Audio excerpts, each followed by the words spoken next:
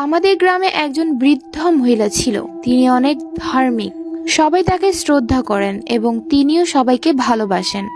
তিনি গ্রামের মহিলাদেরকে ধর্ম সম্পর্কে জ্ঞান দিয়ে থাকেন, সব সময় নামাজ কালাম নিয়েই থাকতেন। তিনি ব্যক্তিগত খুব মিশুক মানুষ, সবার সাথে খুব সহজেই মিশে যায়। কিন্তু একটা সময় গ্রামের কিছু মহিলা তাকে দেখে ভয় পেতে শুরু করে, তার সাথে কেউ মিশতে চান না।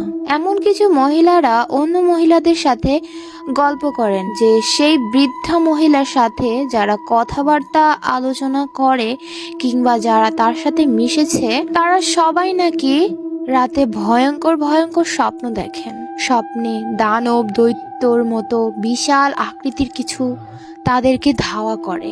এমনকি স্বপ্নে তাদেরকে নাকি সে বৃদ্ধ মহিলার সাথে মিশতেও মানা করে। এটা জানাজানি হবার পর কেউ তার সাথে